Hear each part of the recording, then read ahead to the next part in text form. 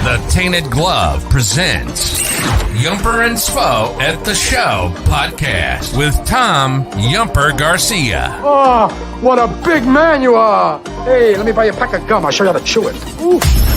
And Justin Svo Svoboda. As far back as I can remember, I always wanted to be a gangster. Two guys from Chicago talking movies.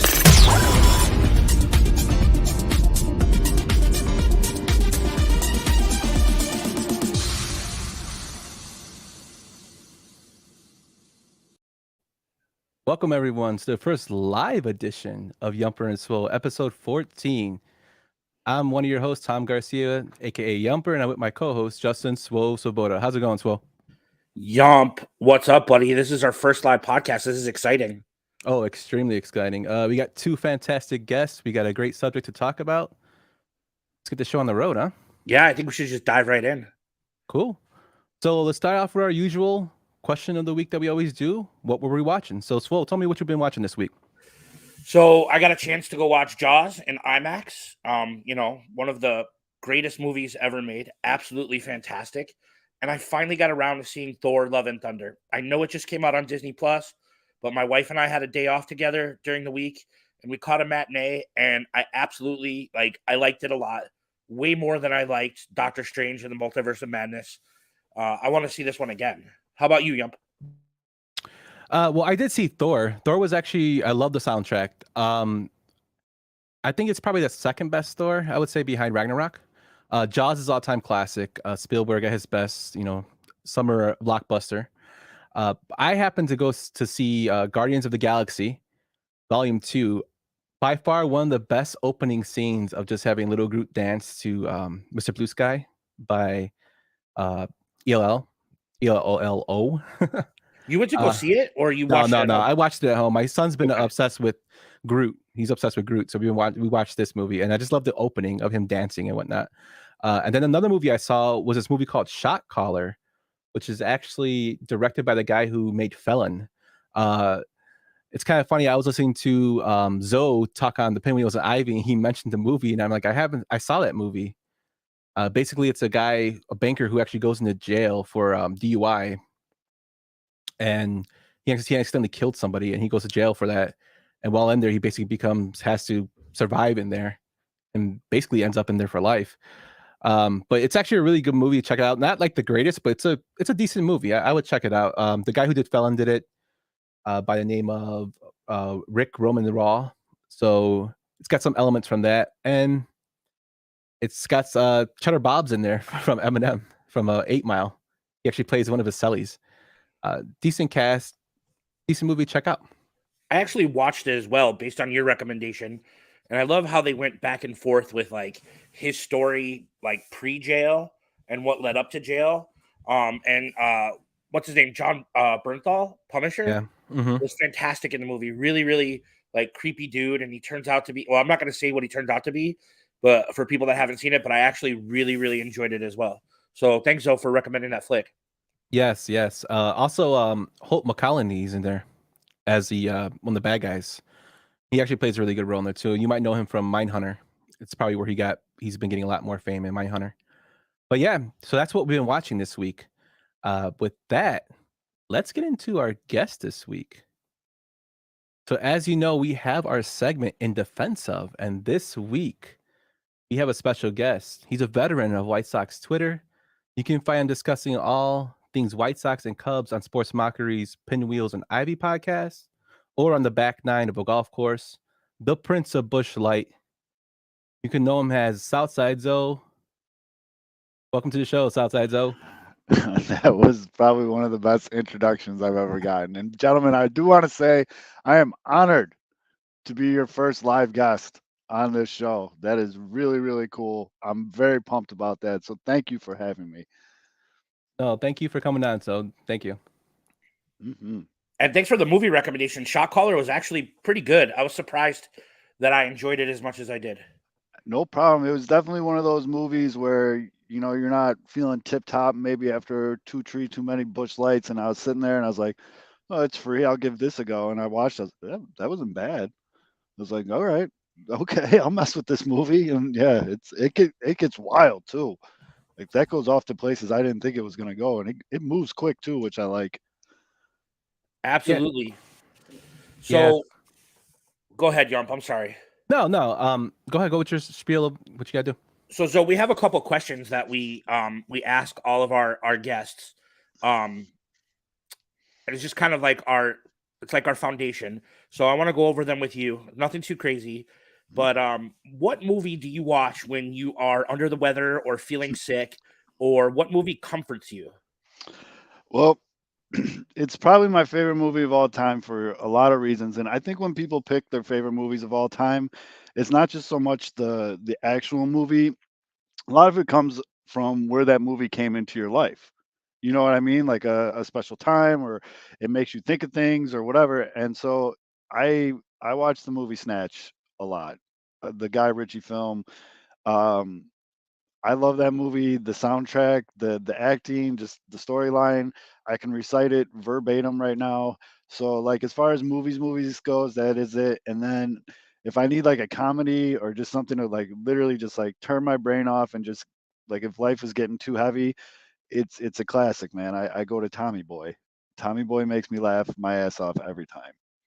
Those are both really, really great answers, and I love them. I love Tommy Boy. I love Guy Ritchie movies. I just finally watched The Gentleman the other day, like Mhm. absolute classic. So I love those answers. Now, what movie theater did you go to as a kid? What was your go-to movie theater? Where was it when you were a kid? Um, it was probably as a kid, Crestwood. I think that's an AMC. It is an AMC. Crestwood, AMC, and then they didn't touch. I still think they haven't touched that theater since I was a kid, and it's gotten lapped ridiculously by all the upgrades that they're doing now. So when I do go to the theater now, if I can, I just go to Chicago Ridge Mall, which because they got the cushy ass seats and they got a bar, and the AMC's upgrade that they did all over the place except for Crestwood apparently. But yeah, I like it's wild to me now, man. You go to some of these theaters and they got like little love seats and like recliners, and like it's no more like you get out of there and your ass is numb from sitting on the hard seat for 2 hours. But now you can sit there, you get they give you like the to go soup thing from Chinese food restaurants full of beer, and you sit there. And then now though it's added a new wrinkle to the movie watching experience because I'm becoming a pretty old washed dad, and I'm like, if I drink this now, I'm gonna have to pee an hour and 20 minutes in, and I'm probably gonna miss this. And there used to be that app like when you should go pee during movies.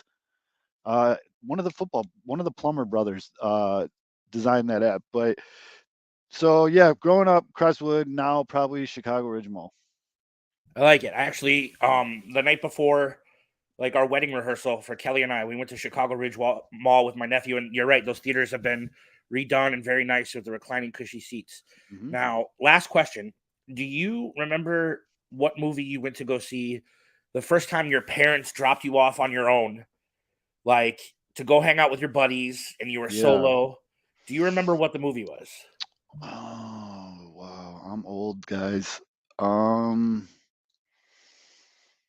I want to say it's one of the Jurassic Parks, and the big hype was that the chairs vibrated like in the theater, and like people were like freaking out about that, like it would shake and shit. I mean, I'm only 38, so I was still relatively young. Let's just say my parents had a lot of trust in me.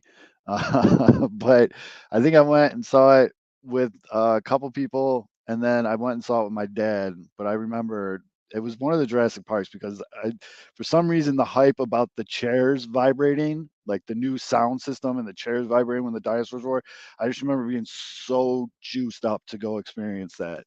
And yeah, I think I'm not 100% on that. And I think my little brother's watching. He'll probably text me bullshit right now, but I'm pretty sure that that was it. I kind of love that. I feel like, and Yump and I have talked about this a bunch of times, that's kind of like a rite of passage for young guys. Like when your parents finally trust you enough to drop you off to go hang out at the movies with your buddies.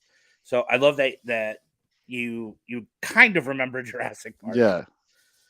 So now let's get into the fun part. We asked you to come on, and I DM'd you late on a Friday night, I think. Yes. And you were completely transparent with me, and you were like, "Look, man, I am a little." You were feeling good. Hmm. and you said that this was a movie that you were very, very passionate about and you wanted to defend. Now, I had never seen it till this week, so I don't know why it needs defense, but I want to hear why you love this movie. So, oh, go ahead. The movie is Everybody Wants Some. Yumper, do you have some fun facts about this movie? Yeah, so this movie was actually directed by Richard Linklater. It's considered a rite of passage after his movie Boyhood. At the end of Boyhood, if you've ever seen that movie, it basically starts where this movie ends where this movie begins. This movie actually stars Blake Jenner, Tyler Hoechlin, Zoe Deutsch, Wyatt Russell, Glenn Powell, Jay Quinton Johnson, and Temple Baker. This movie had a budget of $10 million and made 5.4 at the box office. It's a critically acclaimed movie, though. So when you said you were in defense of this, I was like, wow, this movie's got a very high rating on Rotten Tomatoes. It's got an 87%. Mhm. So tell me why you have to defend this movie all the time. So, I guess I gotta give a little bit of a backstory, and I'll try to be quick. So, I grew up in the South Side of Chicago in a neighborhood called Beverly. Okay, so Beverly is a lot of like, I don't know how to. When I was growing up in Beverly, it's a little different than it was now, but like, the Grateful Dead and the Fish culture were very like popular, and literally like when you hit a certain age, you had to watch Dazed and Confused like 10 times in a row. Like you needed, if you went to school and you couldn't quote Dazed and Confused, like you were just an outcast, like you were a nerd, whatever. Like Dazed and Confused was that movie in the neighborhood growing up. So as you mentioned, Richard Linklater is the director of this movie, and this was kind of billed as the sequel to Dazed and Confused, which is not correct at all. But people saw Texas, they saw a group of dudes, whatever, and like there is parallels to it. And Linklater went on to say that it's like the spiritual sequel, if you will. Like he's like, I kind of had the same vibe when I did this, but so a lot of the people that I grew up with or that I in my circle, whatever, when that came out, they came into it with these like insane expectations because they thought it was going to be Dazed and Confused again. And so I feel like I need to defend it because it's not Dazed and Confused. It's an equally as great movie, but people feel like this letdown because they went into it with such a high expectation. So that's why I constantly have to be like, this is a really good movie. Like you guys should watch this movie. So what's this? If you had to like sum up what this movie is about, what would you say this movie's about? Like a real summary, or what I like my symbolism, like get deep into it. Let's go literal here. Okay, literal is it's the fall of 1980 in a fake college in Texas. The main character, his name, Jake, is arriving at this college for the first time. Jake is a pitcher. So it opens up with in classic Linklater format, like there's a timeline to like the first day of classes in the bottom right hand corner. So it gives you like a timing sequence, also similar to Dazed and Confused. But the first scene is him walking up to the baseball house. So it's the two shitty ass college baseball houses in 1980 in Texas. And it's just about this dude, Jake, in the 3 days before school starts, meeting his teammates, getting a real quick crash course on what college life is going to be like. And just basically, they talk a lot about baseball and what it's like to be on a team. But I mean, it's a typical like, there's tons of booze, there's tons of partying, there's a lot. It's absolutely hysterical, but I think one of the reasons why I like it so much is there's so many different characters in this movie that it's easy for the viewer to pick one of the characters and be like, I was like that guy in college. You know what I mean? And I mean, I got one of those that I relate to, but they got all the stereotypes, like the hard ass dude from Detroit that says he could have went pro, but he didn't want to, and he throws 99 miles an hour. And they call me Raw Dog, that dude. And they got like, the hillbilly, they got the hard asses, they got the spiritual dude. Unfortunately, they do have a token. There's one black guy in the whole movie, and I always was just like, come on, throw another black guy in there for this guy. But I guess it's 1980 Texas, but whatever. But like they have all the stereotypes, and yeah, it's a really funny movie. It's really well done, really well put together. You never once are looking at your watch being like, this is still going. You know what I mean? Like it just flows, and yeah, that's pretty much. I'm trying not to spoil the movie. I'm not good at not spoiling things. No, I think you did a great job. So I have a couple observations from this movie because I watched it for the first time, and I hopped in our group chat, the Tainted Glove group chat, and I talked about. I loved it. I thought it was absolutely like a perfect movie. I had two beefs with the movie, right? Mhm. Actually, I had just one beef and one observation, I should say. One, whatever Southwest Texas team, whatever they were, they blatantly ripped off the Florida State Seminoles logo with their And the colors. and the colors. So it was a blatant FSU ripoff. But that's whatever. The movie was great. I love Richard Linklater movies. And I think I said this to you in the DMs. Like, if you think about it, Dazed and Confused did take place right before the summer of 1976. Mhm. And whenever I talk to my dad and we talk about Dazed and Confused, the first thing that I tell him is like, I wish I was 16 years old in 1976. So I could experience, the music that came out at that time, because I grew up with my old man's music. And the second thing is the movie takes place in like the fall of the 80s. So when they talk about how it could be a spiritual sequel, like that could be Mitch, like enrolling as a freshman in the Mitch 80s, Kramer. right? Like it could be Mitch Kramer. Like I love this movie. I thought it was fantastic. It does not need defense. Fids raves about this movie. I think Yump finally did you watch it this week, Yump? Yeah, I've seen it in pieces. I only heard about this movie maybe a couple years ago, actually, so which is kind of funny that you mentioned, this movie that you want to defend. But in our DMs, you know how Fids gets with his movies, and I already didn't yeah. like two of Fids' movies he gave me, the Nicolas Cage one and Nope. So I haven't seen it all the way through. Fids is like describing some part from the movie, and I was just like, yeah, that's like the worst part of that movie. And he's like, oh, of course you would say that. Of course you would say that. But watching it fully through, like I actually really enjoyed it. I love the aspect that, it's showing basically the transition from high school and being on your own, showing how competitive sports teams were. I mean, we were on sports teams and like everything was being competitive there. Like no matter what you did, you're just trying to be competitive, meeting new people. The funniest part about this movie is it's based with baseball players, and there's minimum baseball played in this movie, which I thought was hilarious. The soundtrack is awesome. You got Blondie, The Knack, SOS Band, Pat Benatar, Van Halen. They did the title track. That's where they got the name from for the movie. I really liked it. I found it really interesting that like Glenn Powell, Will Britton, J. Quentin Johnson, they all went to school in Texas, University of Texas at Austin. They all went there, and the guy who played McReynolds actually played college ball. As long as the director, he also played college ball as well. So I mean, these were built off his experiences. It was kind of like a watered down version of Bull Durham, but in the college sense, I guess. That's the kind of vibe I was getting from it. I really liked that. I like the whole premise, the way it was set up. Now comparing it to Dazed and Confused, you could consider it a sequel or not. I think that's more of a marketing thing. Like I said, Linklater said that this movie is more of a continuation of Boyhood.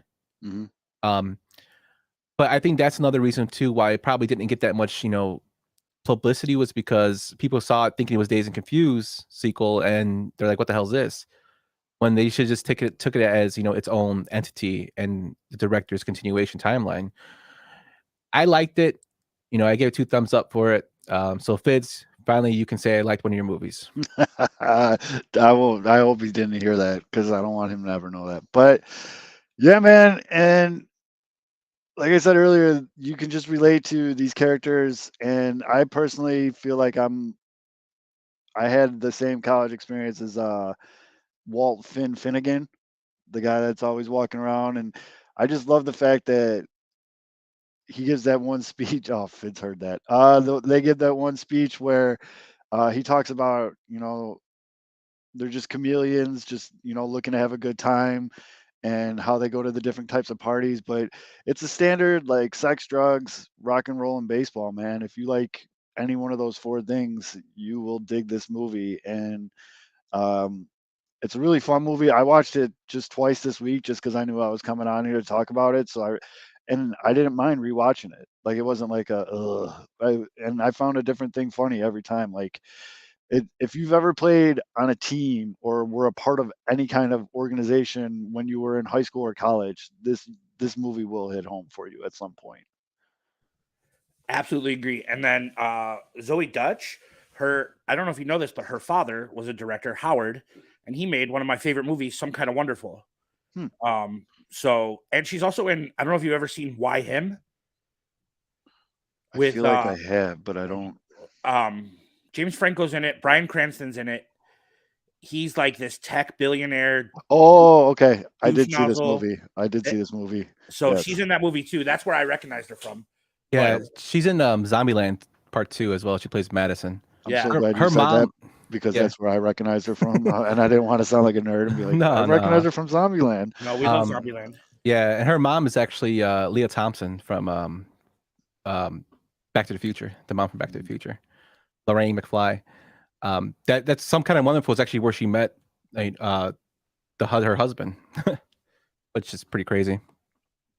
But awesome movies though. Like I don't know like why anybody wouldn't like it. I recommend you guys check it out. Yeah, I think it's more just a personal. I felt the need just where I grew up in my circle. It's just, I think too many people weighed too heavy on it being the Dazed and Confused sequel. And I mean, it does feel like a Dazed and Confused type movie. Yeah. But some of the other things that are different, Dazed and Confused had an absolutely loaded fucking cast. You know what I mean? Like, absolutely loaded cast. Those guys went on to do big things. This cast is a lot of good actors and actresses, but I mean, it's not like Matthew McConaughey's first movie. You know what I mean? It's just like, it's not the same level, but this is a really, really, really good movie. Absolutely. I loved it. I bought it and I didn't regret like a single minute of it, like after I purchased it. So fantastic movie. Thanks for coming on and defending it, Zo. Thank you for having me, fellas. I love that you're doing it live. I love that there's all these people in the comment section. Everybody show them some love, like, subscribe, do all that fun stuff. And I'll catch you guys later. Thank you so much. Thanks, Zo. Take care, fellas. Oh man, so that was a very good. I like that movie a lot. But Fitz finally got me. But let's go move on to our next guest. So we're gonna talk some Kevin Smith movies, and who better to do it with than an OG 108 member. The man knows a lot about certain things such as the thrift store, Beanie Babies, and craft beer. The one and only My Sox Summer. What's up? What's up, man? I am so small on this screen. Like I'm looking at this, I'm like, man, I can't even see my eyes. I hope they're open. Uh-oh. Oh, there you go. Oh, that's cool. You could do it the other way. That's fun. I just was like, I'm just trying to figure it out. And like, I'm old now. I don't know if you guys know, but I'm 45. And the I want to read the comments because there's always good comments that you can pull content from, especially like a guy named Fids. I mean, this fiddler guy, I don't know who this guy is, but he's awesome. You can pull comments from that. I have to be able to read it, so then I can't look at myself. And I'm so vain. I'm like, I want to make sure that I'm still looking good. So if Mr. Hand, happy birthday, buddy. If you have me up on the big screen, like just give me a thumb, send me a thumbs up tweet. Be like, yo, you look good, dude. You're fine. Okay, that's all I need. Yeah, I was gonna wait till later on to do it, but our compadre, Mr. Hand. Aloha, Mr. Han. Happy birthday, my man. Yeah, he's 54. He has a reverse age of me right now, which is crazy. My daughter, my youngest today, thought he was only 14 years old. So he looks pretty good for 14. Thank you, Mr. Nelson. Don't listen to him. You look fantastic. So MSS, thanks so much for coming on. I know we've been going back and forth trying to decide of a time to come on, and when you were talking about Kevin Smith and your love of it, I figured this would be a great time for us to come on. Yeah, and get to some Kevin Smith movies. Hell yeah. But Mr. Svo is going to ask you some questions like we always do with each guest. All right, so the spiel. I'm not going to go into it again. I just want to know a couple things because we love hearing these stories. Yeah. What is your go-to movie when you're not feeling well or you're down or you're sick, what is your go-to movie that you put on? So family friendly though. Oh yeah. Well, usually if I'm sick or feeling not so well, yeah, no, I don't want to talk about those movies. But the movie that I probably like the most and probably makes me the happiest when I see it is 100%. I love Swingers. It's probably my number one. It was probably one of my favorite movies ever. And I got to watch that with my dad, like when it first came out. And my dad's still alive, so he's still around. We can watch movies together all the time. But he, I just remember watching it and seeing the hockey scene when they're playing the Sega Genesis, and he's like, "I'm gonna make little Wayne bleed," and they're like, "Dude, we're in the playoffs," and it was so funny. And I'm watching it and I'm like laughing my ass off, and my dad is just looking at me like, "What?" And I'm like, "This is exactly how it is. Like when we play hockey, this is what it is." And I was in college at the time, and we were just out there just smoking cigarettes and just playing a ton of Sega Genesis and drinking tons of Mountain Dew if we couldn't get our hands on anything else. But yeah, that's definitely my number one. Don't say that right now, man. I'm on day 16 of no soda, and that's like a killer for me. How did you get through bringing 72 18 packs of Mountain Dew to your team just 3 days ago, and you haven't had soda? I haven't had it. I didn't touch it. I've been behaved. The doctor was like, "Dude, you got to stop drinking so much Pepsi." Yeah. So I'm on day 16 of no soda. So man, it's brutal. Bloney, you're right. That's a hard one. He's saying that the voicemail scene in Swingers is harsh, brutal. And it is. You're just like, "Oh, shut up, please, just shut up." So, what movie theater did you go to growing up? So that's funny. And originally I was like, man, we used to go to the downtown theater. I don't know if you guys know, but I'm from Sterling, Illinois, and we had one big ass theater downtown, which sounded really big when you were first there, because you're little. But as you grew up, you realize this was like a 2 theater place, and it was tiny. It was tiny as hell. It was right by the baseball card shop. But the coolest thing about this place, and it went to shit, and then they redid it and revamped it. They had translucent glass block that goes up the front and the side, and there was dome lights in them. So they would light up, and then in Christmas time, they would light up in Christmas colors, and then Sterling in, moving old bulb moving lights, that all got restored here just, I don't know, 10, 15 years ago, 20 years ago. And it just looks awesome. It looks like a very awesome downtown Sterling. It went to total hell, when they started building strip malls and everything in Sterling. So now they've revamped it, and they've revamped it so much that my wife and I, when we got married, took a picture in front of that with just me dipping her kind of in the streets of Sterling, and the lit up Sterling real nice and big. We almost won a contest for the coolest photo that this photographer had taken that year, but we didn't, so we didn't get the big special canvas, but it's still a great picture. So that was the first theater that I remember going to as a kid. I love that story, because it obviously meant something to you, and you went back and you took a picture in front of it. Love it. For your wedding. Yep. That's fantastic. Now, do you remember the first movie that you're I don't know what growing up in Sterling was like, that your parents dropped you off at the theater? Yeah. So what's funny is that, Zo was saying, yeah, he's like, we went and watched Jurassic Park. And I'm like, man, the first movie I remember seeing at a theater by myself, or was with my cousin, who was the same age as me, Farmer Matt, was the Smurfs and the Magic Flute. And I think it was $1 to get in on Sundays. We went after CCD, and we would go. I mean, I feel like I saw the Smurfs and the Magic Flute and ate a box of Therapan or Terrapan Jawbreakers, the mini Jawbreakers. And we watched that.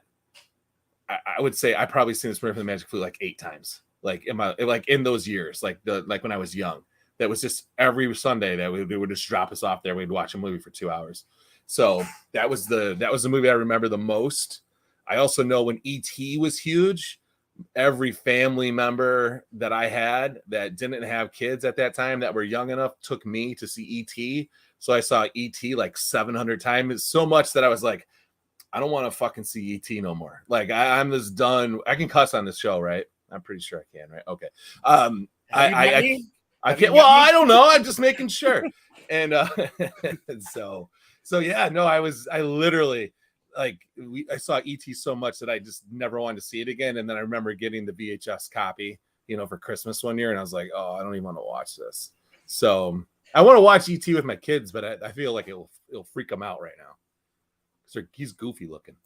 Yeah, it's also like it's a great movie. So I don't want Fids coming at me for saying that it's not, because he's our little Dawson Leary from Dawson's Creek, where if you say anything bad about Steven Spielberg, he comes at you. But it's E.T.'s kind of depressing. Like it's a depressing movie. It is. So. Extremely. It's scary. It's kind of scary too. Like when they come after him in the suits, like his screaming, the shit in the beginning of the movie when he's running through the weeds. Yeah. Like when I was a kid, I was like, what the hell's going on? And like you said, MSS, I couldn't show it to my kid yet. I don't know how he would take it. He'd probably be freaked out by it. Yeah. But I mean, he's plastic, like plastic tents, and there's weird shadows, and you're like, who are these people? And why are they trying to kill this poor defenseless thing that likes Reese's Pieces? Right. I mean, Jesus, wants to go home. The kid alone. Yeah, he just wants to go home. Exactly. That's all he wants to do is go home. Well, I love that story, and I love hearing stories about like movies and how people grew up watching them. I love that, man. Thanks for sharing. Mm-hmm. Anytime. But with that, MSS, are you ready to talk some Kevin Smith movies? Absolutely. All right. Well, let's get to our first one. Something like 36. What? Something like 36? Who are you boys? Wait, what is that anyway? Something like 36. Does that include me? 37. I'm 37? Going to class. Oh my God. 37. My girlfriend sucked 37 dicks. In a row? 1994's Clerks. This movie starred Brian O'Halloran, Jeff Anderson, Marilyn Gulliati, Lisa Spooner, Jason Mewes, and Kevin Smith. This movie had a budget of $230,000, which Kevin Smith actually raised on his own mostly, and a box office of $4.4 million. Guys, starting with MSS, tell me why you love Clerks. Clerks to me was a total step outside of a traditionally popular movie at the time. And it was like so indie and so much like just in with like how everyone was kind of feeling, I feel like in the 90s. Like that movie just smells like the 90s. And it was just, I don't know, man. They have shock jocks, you have your Howard Stern. Wasn't listening to Howard Stern at that point, but this was like a shock movie. Like nobody was talking about how many dicks your girlfriend sucked.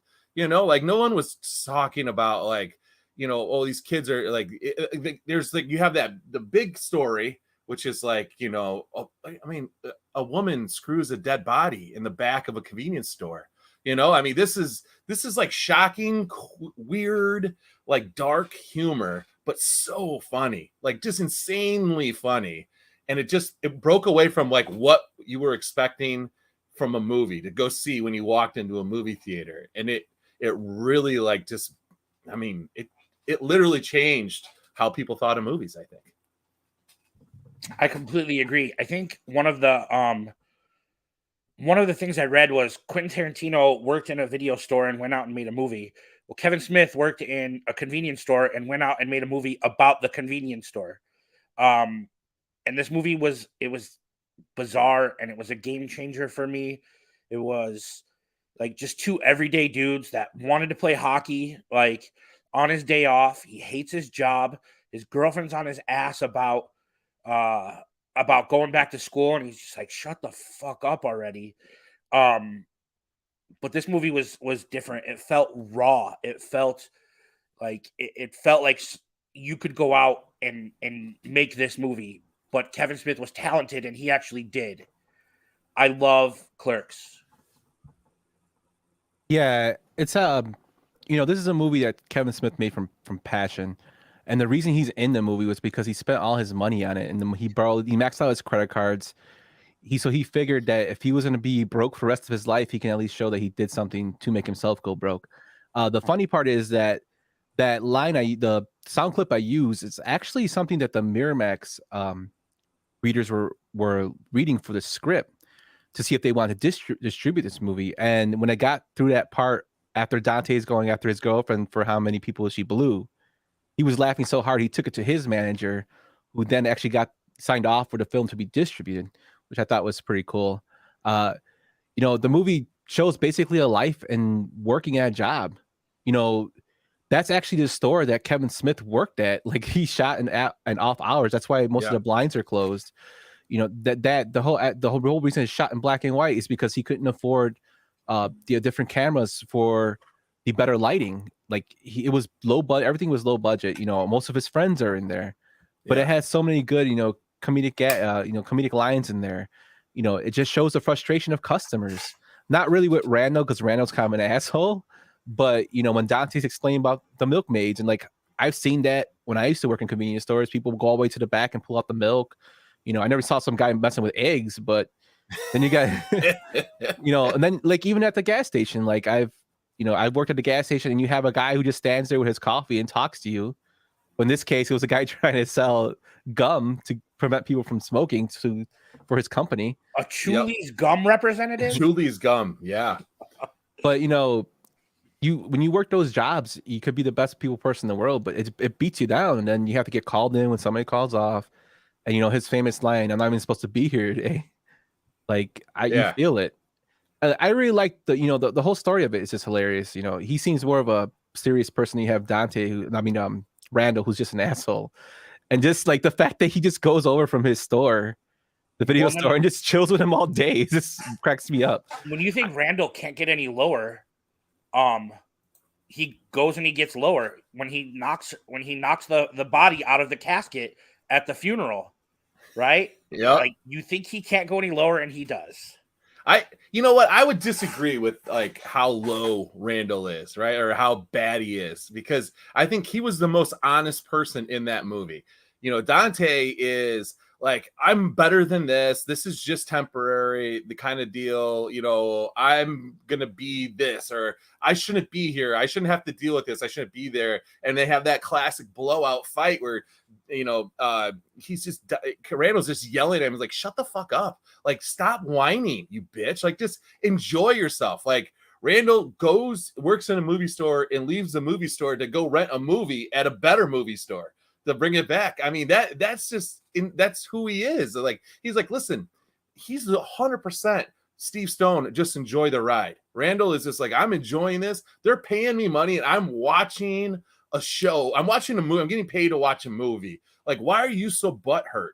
And then Dante has no reason to be upset. He has a nice girlfriend who brings him lasagna. He has a girl his ex-girl who's gonna marry an Asian design major, and like, she comes back and it's just like, you don't see like the traditional, Ralph. I know Ralph Macchio in Karate Kid was not a traditional hero in the traditional sense, right? But he was like, the little guy comes up and wins. Well, the little guy didn't really win here, like he fights through it, and he's got his girlfriend coming in, but then she's catatonic by the end of the movie. But he realizes, hey, this is my friend, and this are my friends, and this is my life, and I'm going to enjoy this. And now they've made, 2 more of them. So it's just like, it's a great story arc. It's obviously Kevin Smith talking about, I need to do something more with my life, but than just what I'm doing. But he did do something with his life. So it's nice. It's a good, warm, and like fuzzy, great movie. I like it. I really like it. It's probably one of my favorite movies. I couldn't agree more. Like, he's made a career out of making these movies, and he's made himself like a pretty decent career. Like, Yumper and I are gonna go see Clerks 3 next week at the theater. Like, I want to go. Like, it's awesome. I love Clerks. You'll never hear a disparaging word about this movie from me. Yeah, I totally agree. Everything you guys said. MSS, you nailed it with your explanation.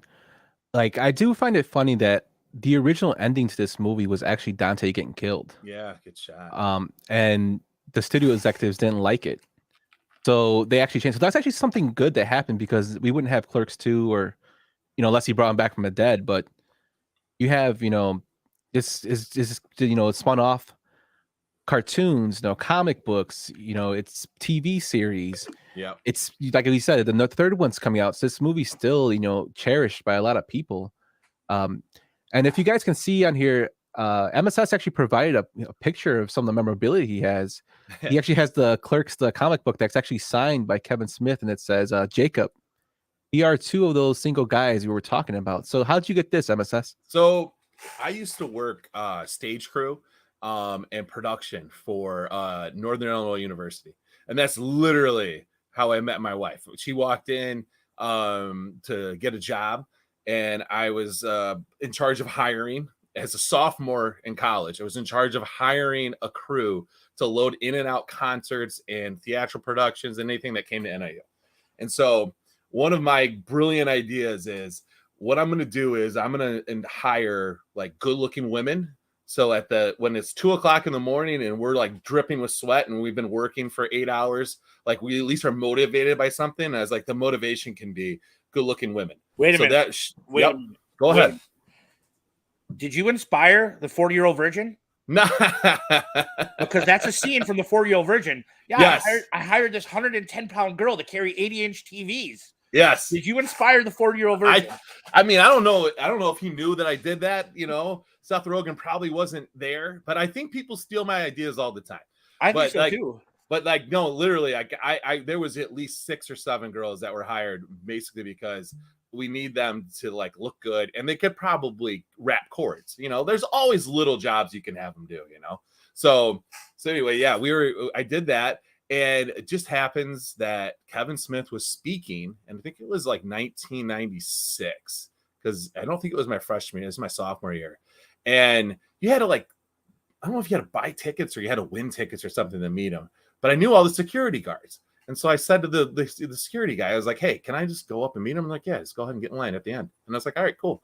So I took over this, and I took over something that we'll show later, and like just went up to him, and it was total Kevin Smith wearing jeans and a blue hooded sweatshirt, zip up hooded sweatshirt, t-shirt. He had just come into like NIU. He gave a speech. He showed us, I think he showed us some animation stuff of Clerks. And then he also showed us the first like 8 minutes of Dogma. So we saw Dogma before it was even like cut, like he was just taking it around to schools, and he was just awesome. And he talked about all these just great stories and told you all this inside stuff, none of which I can remember. But like, I just knew that it was fun and people would ask questions, and one of the big things back then was like, will you put me in your next movie? And he was always like, yes, get my number. I'll put you in my next movie. And then, so he was everything you thought he was going to be when you met him. I thought he was great, just a down-to-earth guy, and just like us, and the quote on that comic book is from the quote from what he's saying on there was talking about a different movie. And when we get to that movie, I'll say this is what it was from, but like, cause we talked about some stuff. Cause I was like, I got into these situations and I'm like, I have to ask him certain questions. Cause I met Henry Rollins one time and I asked him about Lost Highway. I'm sure Henry Rollins has never been asked about being in Lost Highway ever before and probably hadn't been asked since. It was a David Lynch movie. And I just wanted to be like, I was infatuated with David Lynch. And I'm like, how was it working with, David Lynch? And he's like, dude, he didn't even know what he was doing. We would be like, he gave me a script like right beforehand. He's like, just read it. And he's like, all right, that's great. He's like, and he's on such a tight budget and such a tight schedule. Like you shoot it once, it's over. And you're like, no, I want to change something. He's like, no, that was great. We're running with it. And so it's like Henry Rollins, is like getting David Lynch to be like, you did it fine. Just move on. So yeah, I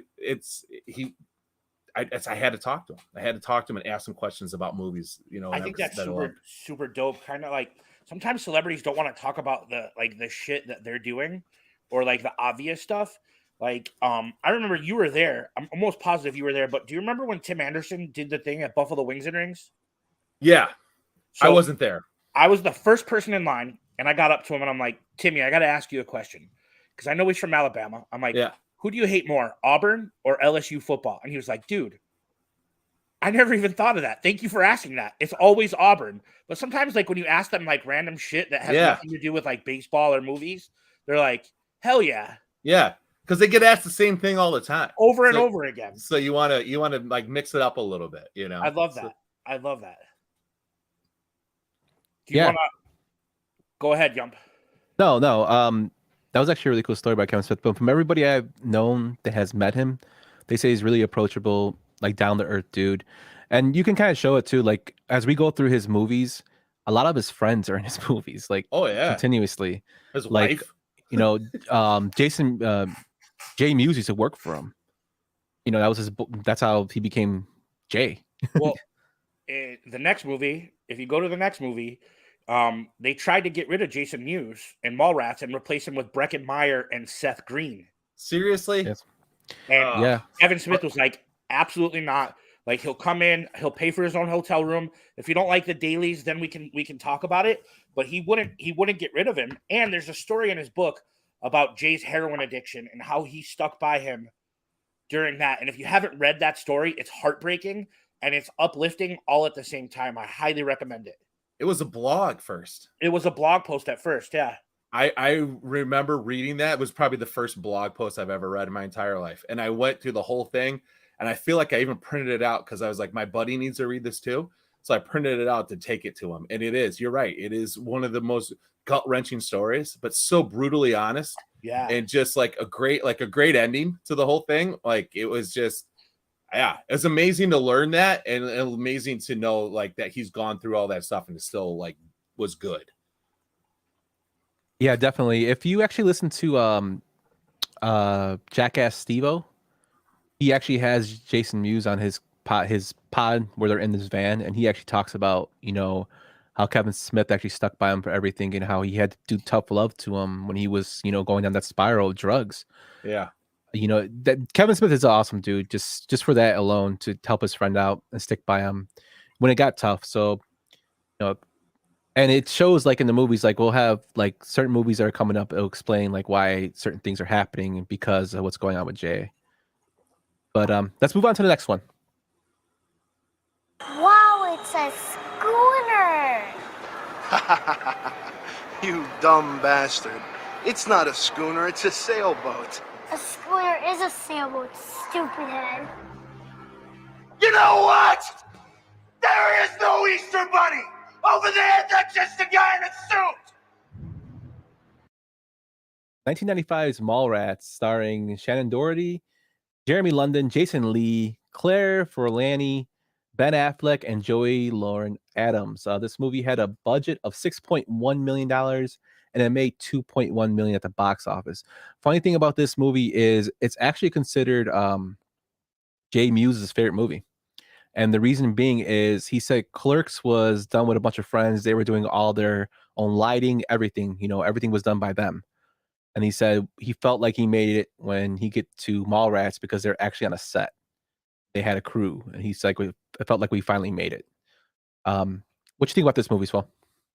So I'm one of like probably the 14 people that saw this in the theater. I remember going to see it at Sony Theaters in Streamwood, and it was me and like 3 other people. And 2 of them were my friends. And this movie, I have never laughed so hard in a movie. It was the rise of the fanboy. It was okay to like comic books. It was okay to like nerdy things. It was okay to have these conversations about, you know, Lois Lane's fallopian tubes and Superman's like super strong sperm. I can't say enough great things about how I feel about Mallrats. I thought the soundtrack was fantastic. There's a Weezer song on there, Suzanne, that I absolutely love. I love Jason Lee. I love the Batman references, obviously, the game show, the chocolate covered pretzels. It's just such a stupid movie that reminds me of being in high school. What about you, MSS? That's impressive that you saw it in a theater, because you're not that old, right? I'm 40. Okay, so you are that old. So like it was like freshman year of college for me, and I remember that this was like just coming out, and we, because I lived in Sterling, we didn't see any independent movies, so I never saw Clerks until I got to college, and it was like on the like college circuit. We saw it in like a little, you know, room. But the Mallrats, I remember I didn't see it in the theaters. I saw it when it came out on VHS. And it was like panned. It was hated back then by everybody. It was not the same. And it was just like, it was almost too smart. And like people use like, oh, it was ahead of its time, kind of, like that cliche for a lot of things, but this really was ahead of its time, because if you revisit it, it's hilarious. And to see that, like some of the stuff that happened in there, and like the whole Volkswagen stuff and An Uncomfortable Place, and this, it's like, it's great. And like the guy that still lives at home with his mom and makes his girlfriend climb out the window underneath, in the basement. Like it was a great movie after the fact. It was not a great movie in the scene, but it's hard to follow up a classic, and Clerks is a classic. So like whatever you come out with, unless it's a totally different departure, like people are gonna be like, oh, that I didn't really like that, so that's hard. Yeah, I totally agree. And Clerks was so like critically acclaimed. People liked it just for the way it was shot. Like I said, it had a lot of real life aspects to it. Struggling with what you want to do in life. And this movie is more like, it's kind of like, it's a more traditional comedy. Yeah. Jay and Silent Bob trying to get to the stage, acting like Batman, hitting people with the damn bat, snootchie boochies, stuff like that. X-Men references. Even. Yeah, a bunch of X-Men. You have Stan Lee in the fucking movie. Like, Ethan Slurpee just has he stared at the painting like for hours to figure out what it was. Just things like that. They're having sex in the elevator. It's a comedy, and it wasn't really received well because of what Clerks was. So they're like they expected another Clerks type movie, and they didn't get that. He wanted to try something different, and it eventually has become a cult classic. It didn't make a lot of money at the box office, but it did really well in rentals. And we're talking about they're coming out with a sequel soon. There's like this urban legend story about Mallrats, about how at all the test screenings, it tested through the roof. The guys from Universal were like, this movie is the highest tested movie since Animal House. And they thought this movie was going to be a massive hit because it tested like Animal House. And it made like something like in the thousands of dollars the first weekend in the box office. And by the second weekend, it was gone completely. That's so sad. It sometimes means that like those test screenings, they don't mean shit. No. Because this movie tested through the roof and it was panned, and it had to find its audience, and it did. Like the people that love this movie will defend this movie to the end, and the people that don't like this movie probably have a stick up their ass. It's kind of true too. I mean, like Universal wanted like Mike Myers, Adam Sandler to be in this movie, or Chris Farley, to be Brody, or an Ethan Hawke, to be in this movie. Like they didn't want Jay Mewes to be in here as Jay. They wanted Seth Green. They actually had Seth Green on call in case he messed up. That's crazy. Which is crazy because Jay's in Clerks. It's almost like the scene in like Jay and Silent Bob Strike Back when they're making a Blunt Man and Chronic movie, and it's Dawson Leary and Jason Biggs, and he's like, I'm the pie fucker. I'm always going to be known as the pie fucker. God damn it! Like I can't see anybody else playing these roles. Yeah, and again, friends like Affleck. Think how big Affleck is now. And going forward, like, as we go through the years, as we do other movies, like Affleck and Matt Damon owe a lot to Kevin Smith, because Kevin Smith actually gave out, Good Will Hunting to Miramax. Yeah. He was actually the person that pushed that up. And they joke about it in James Silent Bob. He also wrote it. Like, no one's going to admit that he wrote it, but he wrote Good Will Hunting. Yeah, that's another thing I've heard too. I don't know. Really? Yeah, I haven't heard that either. Kevin Smith absolutely wrote Good Will Hunting. Yeah, it has like he had a lot of influence on the script. Is what I was reading about like before. Interesting. But I mean, they're so close friends. But just stuff like that, like getting his friends in the door, like dudes are all standing up guy. You just like, and to me, as you would go through his movies, you see that he just likes to make movies for movies, like with his friends, like to have fun. Yeah. And this is one of them. Well, I think if you find a bunch of money, right, and you're with your buds, like, and you don't have like bills, and you don't have to worry about like, debt or whatever, you're like, hey, let's go have fun with this money, and that's what he did. It's like, hey, listen, I got lucked out, and like I won the lottery here. Like I wrote a good movie and it got produced and it's out there. Now people are giving me money to make movies, so let's just go have fun and make movies, because that's what we kind of want to do. It was awesome. Yep. Let's get into the next one, guys. Oh my God. Who are you, Larry fucking Flint? What are you gonna do with all those? Read the articles. What do you think I'm gonna do with them? They're stroke books, stupid. She got like 30 books in there. We're only going to be gone for 2 days. Variety's the spice of life. I like a wide selection. Sometimes I'm in the mood for nasty close-ups. Sometimes I like them already in airbrush. Sometimes it's a spread brown eye kind of night. Sometimes it's girl on girl time. Sometimes a steamy literal do. Sometimes, not often, but sometimes I like the idea of a chick with a horse.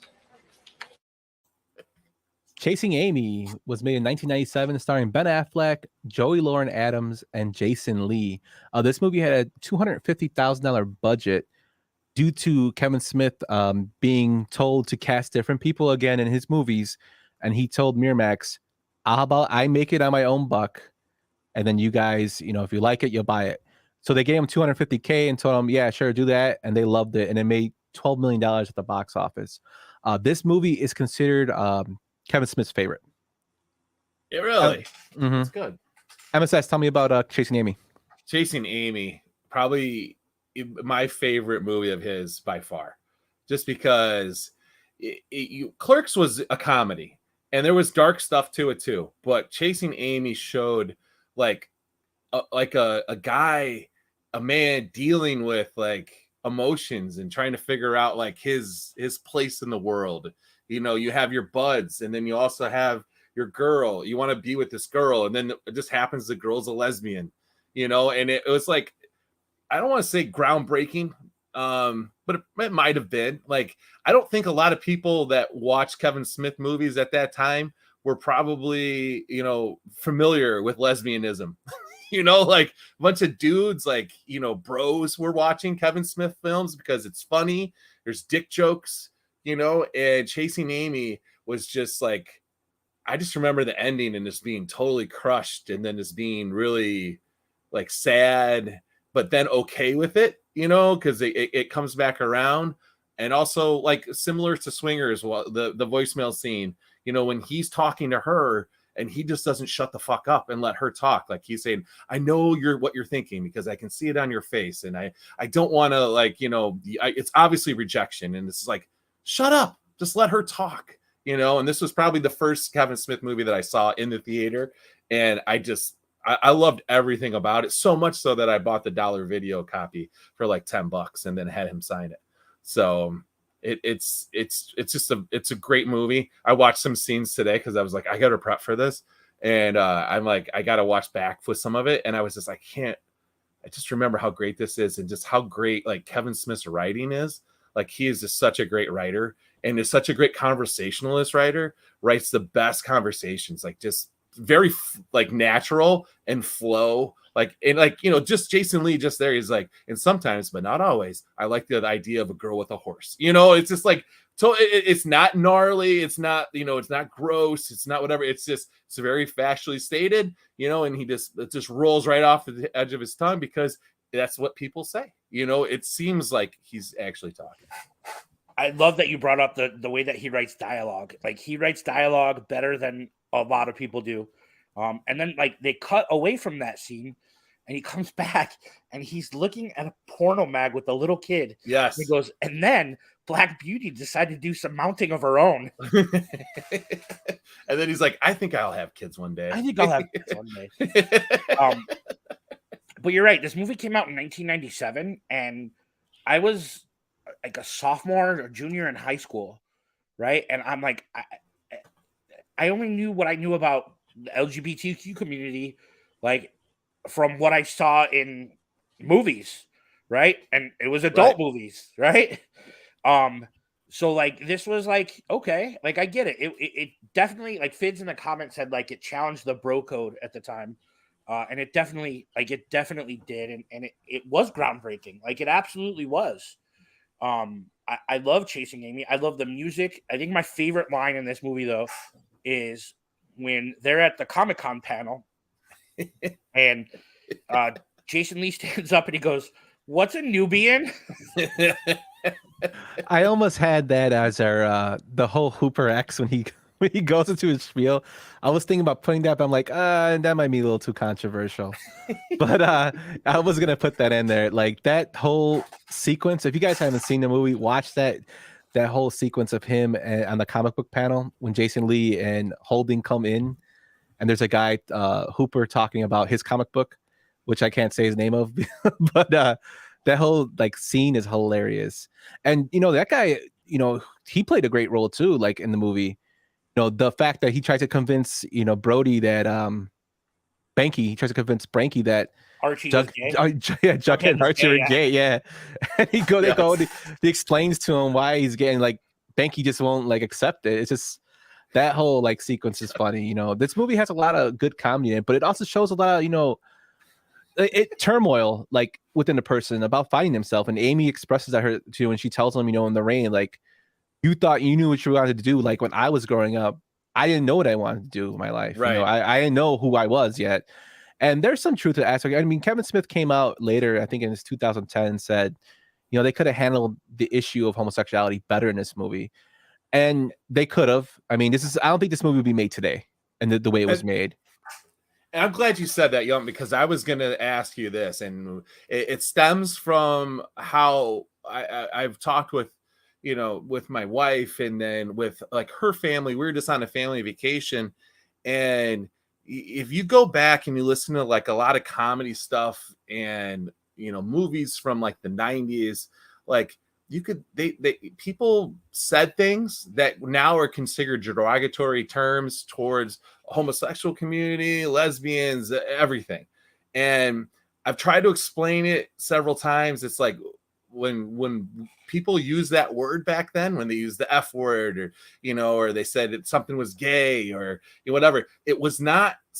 We weren't using it as a slam against a person's sexuality. It wasn't something that wasn't on the forefront of our mind, right? I can understand how somebody looking from the outside can see that and go, well, maybe that's not, that's probably not true, but it was just different. Like you just weren't. I don't think we thought that way. And so it's weird, and that's what the one thing, like, it probably would not get made today. And I wonder how, when you go back and look at it like a kid now, like a high schooler, late high school, early college, would watch that movie, and I wonder what they would think, because it's a touchy subject to say those things. But I also I never looked at it like, oh my God, he's totally ragging on gay men by saying the F word. Like I don't buy it. Like that was just the speak at the time. That's how it was. I think like Fitz put up a good comment saying, Eddie Murphy Raw is rough in hindsight. And it is. I think comedy is different, when we grew up than what we're experiencing now. Yeah. And, with, back then too, a lot more, you had this was made in the 90s. So this is right after, the AIDS pandemic in the 80s. There was a lot of information that we learn about, people who are more outspoken now. There's a lot more people who are open with everything. Mm-hmm. And I think as, 30 years later, we're more open as, society, at least we should be. So we understand when things are hurtful. I mean, you can even go back to, if you want to go back to in the films, how, how indigenous people were portrayed in the 60s and the 50s, they're not really like that. So I think it's just the evolution of film. Now, the film itself, like, I don't think it could be made today, which is, the way Banky acts and whatnot like that. But it does have some good parts in it. Like I said, the monologue from Amy about how she's struggling with herself, that's a good thing. Even has some good stuff on relationship when Hooper tells Holden, you're worrying about her past when you should be worrying about you guys now. Like, she's with you. And just the fact that she settled for him and like his turmoil with that. Like, to me, this is actually a really good movie. I understand why it got so much critical acclaim. She got nominated for a Golden Globe for this movie, Golden Globe for this movie. Siskel and Ebert both liked it. Kevin Smith said on this podcast that it was 2 votes away from being nominated for an Oscar for screenplay. Wow. It's a good movie. Like, it does have some stuff in there that wouldn't fly today, but at the time, if we hold this in the context of time, it's a decent movie. Yeah. Oh, it's a great movie. If you hold it in the concept of time, a great movie. And I don't know if people can see that, but on that copy of the VHS tape that I got signed, he circled Joey Lauren Adams' face and wrote "had her," and then wrote Kevin Smith. And I just always have held on to this, not just because he's one of my favorite movies and favorite directors, but it was just funny that he did that. Yeah, I've been there. Just want you to know, And so when we were talking about, The whole scene where he just wouldn't shut up when he's talking in the car, and we were talking that, and then like, you know, just why is he like this? And Kevin Smith's like, you know, I wanted him to stop talking, and then they had the moment there, you know, in the car. He's like, but when we tested it, everyone wanted him to keep going, so that's why we left it like as a long scene versus a short scene. Because I'm like, it just killed me. Like even watching it today, the clip today, I was just like, oh, just shut up. Like, stop. Like, what are you doing? Don't do that. But that's like perfect. Because that's if you want to get a reaction as an artist, you want to get a reaction from your audience. And like, that is 100% going to get you a reaction. Like, just, you're doing something so horrible and it's so raw, and it can hit home to like, you know, a person in the same shoe. Like, we've all had that happen to us. So you're just like, oh God, if I just would have stopped talking, if I wouldn't have done that, if I wouldn't have got in the car, if I wouldn't have had that drink, if I hadn't, you know, whatever. And you're just like, you're seeing somebody make the mistake, and you're just like, just stop. So yeah, great flick. It's a lot of good things in it. So you got anything to add? Yeah, actually, I want to show this comment again because like, it kind of just touches on what you guys talked about. Dale said this, like, yep, we evolve. Used to say that word all the time back in the day, not anymore, and that's a good thing, right? Right. We know that those words were the words that we're talking about weren't great. And now we realize that, and we kind of don't do it. So I like that Dale said that, and I just wanted to touch on that. But I love this movie. I think it's great. I think my biggest beef is she wears a Toronto Maple Leafs jersey in the movie. One of my favorite parts in the movie is when she tells the referee, if you don't use that whistle, I'm going to shove it up your ass. That's a great scene too, because he's like trying to get her to admit to the finger cuffs thing. And the role play, like the fight is going along with the comments, you know, like the conversation. And she knows exactly what he's getting at. 100%. And then just screams it at him. Yeah. You know? Yep. And that's a thing too, MSS. I love that you point that out. Like, Kevin Smith is a very good visual director. Like, maybe because we associate him more with comedy. Like, but it's stuff like that, like you see that, you know, they're having a conflict, but there's a conflict there. Like, stuff like that is very good, you know, visually. Yeah. And he doesn't get enough credit for that. No. He doesn't, you know, it's because his films don't look good necessarily. Like, there's no depth. There's no, like, they're not pretty wide open, like huge scenes or anything. Like, oh, look at the beautiful trees. Look at this. It's just like, it just feels like you're in the back of a car with the guys, you know? And I know he had said like, it's because of his like comic book, like type background. It's very flat. He like makes like things look flat, but he also like, I just don't think he's that skilled in that. And it doesn't really matter. Like, you know, I'd rather see a good story than make it look pretty. It doesn't need to be pretty if it's a good story. And that's totally true. Let's move on to our next one, guys. But if we can let them know the Catholic Church has a little panache, we can win them back. Even get some new ones. Excuse me. Fill them pews, people. That's the key. Grab the little ones as well. Hook them while they're young. Kind of like the tobacco industry. Christ, if only we had their numbers. 1999's Dogma, starring Ben Affleck, Matt Damon, Linda Florentino, Alan Rickman, George Carlin, Salma Hayek, and Chris Rock. This movie had a budget of $10 million and brought in $44 million, his most to date. So tell me why you like Dogma. I think Dogma was a giant slap in the face to the Catholic Church. I thought the cast was fantastic. You guys already know how I feel about Affleck. I love the fact that when you are, you know, kicked out of heaven, where do they send you? It's not hell. It's Wisconsin, right? So it was a nice dig at my Wisconsin brethren and the Packers fans. Jason Lee, like in love with Central Air. I thought the storyline was great. I thought Chris Rock was hilarious. And then Alan Rickman is like, yeah, Alan Rickman was amazing in this movie. This movie has so many quotable lines. And I don't care. Spoiler alert, this movie is like 20-something years old. Alanis Morissette is God. I thought was a fantastic touch. I love Dogma. I love everything in the View Askew universe. You're not wrong.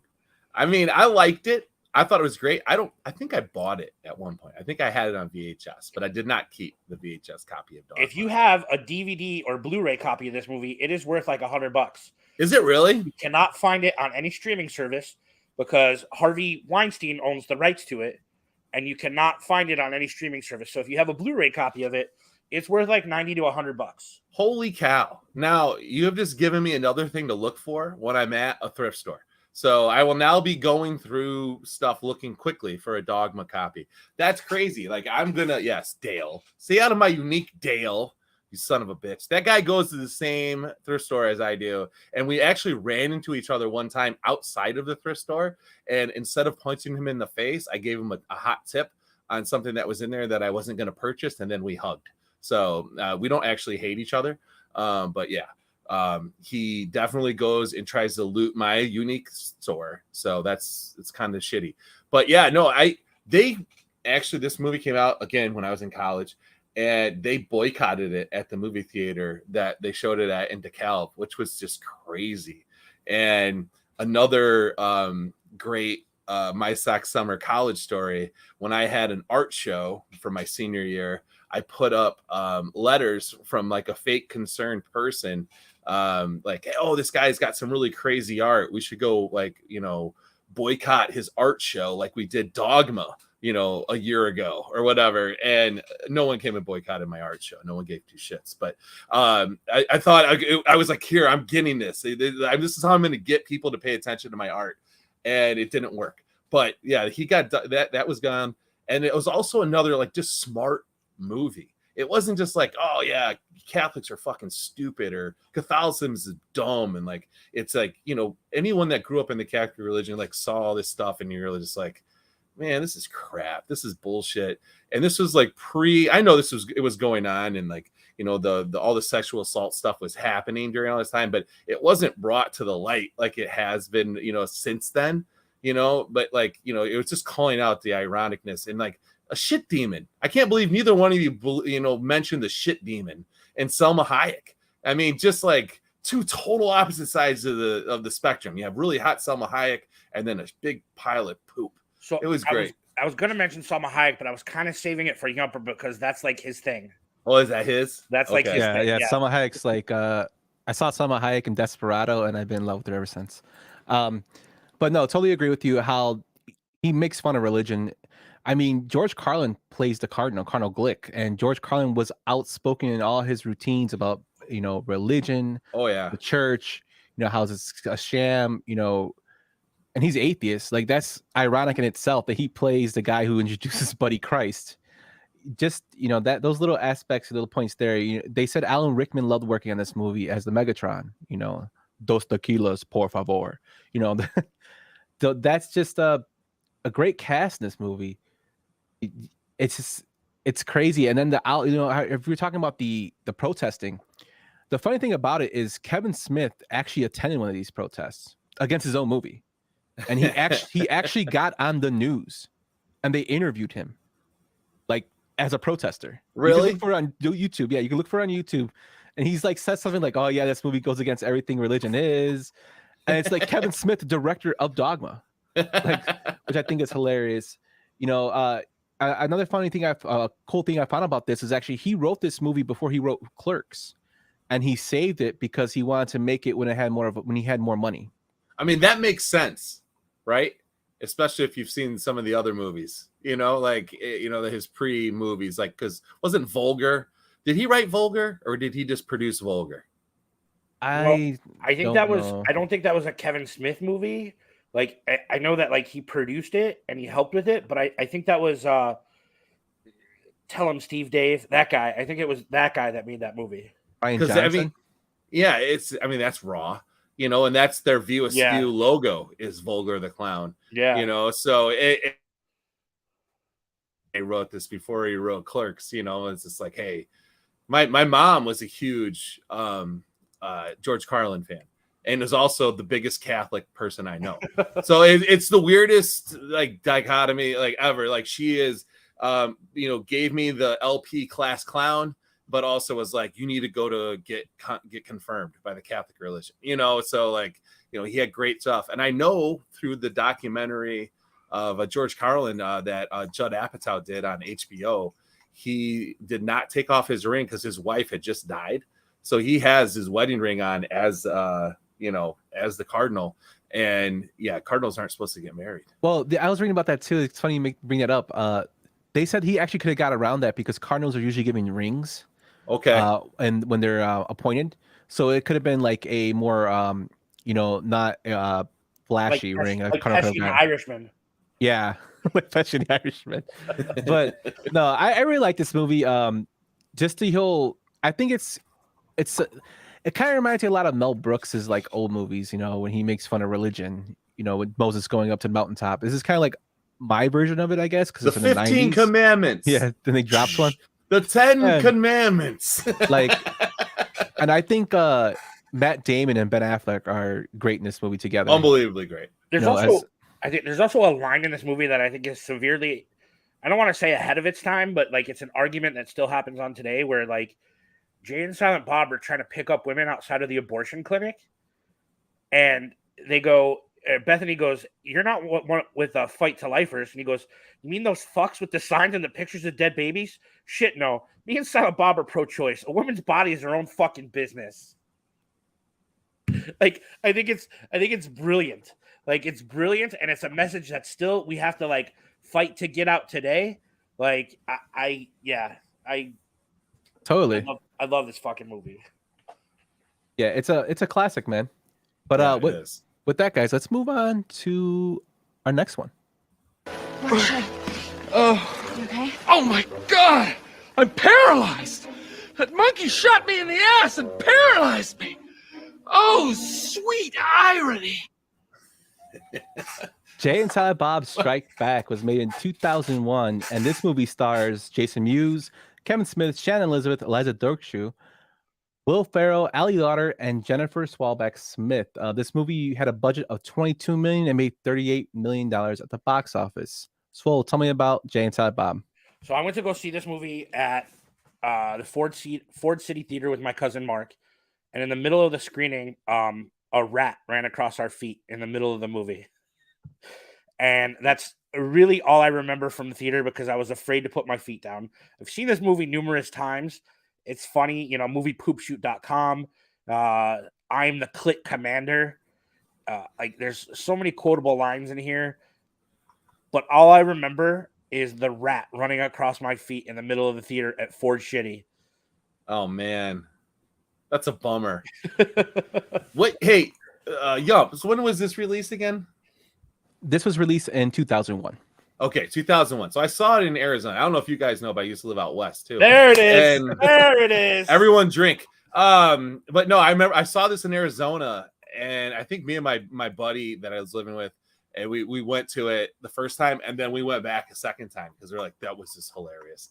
It was so funny, and it just like, this was the movie I was like, yes, Kevin Smith is going to be around, and he went back to his roots, with these guys, and I thought it was great, and I don't know for certain, but wasn't this one of the movies that like they had? Was Jay clean on this movie, or was he a mess on this movie? I think he was clean, right? I think he was clean for this movie. No, for this movie, actually, he was really bad.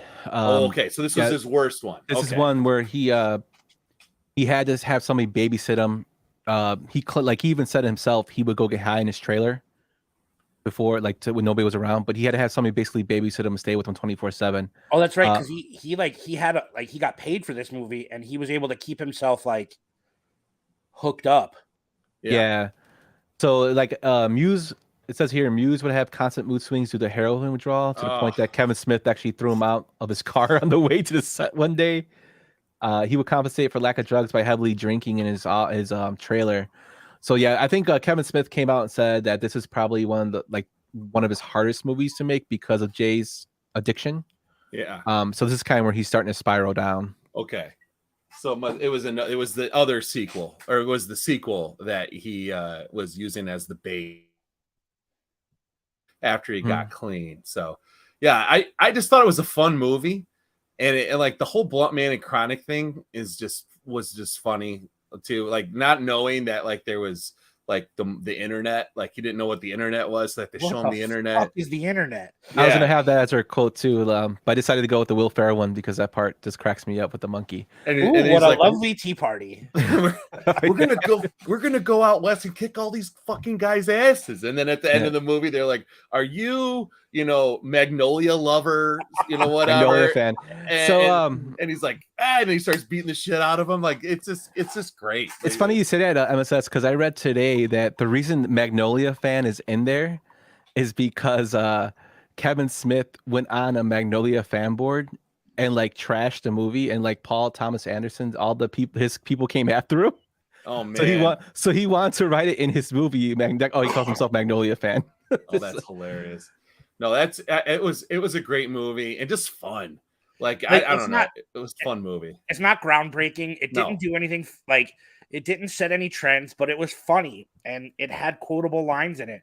Like when he fills the cup, like I think I filled the cup at movies, right? Like it's just stupid fun.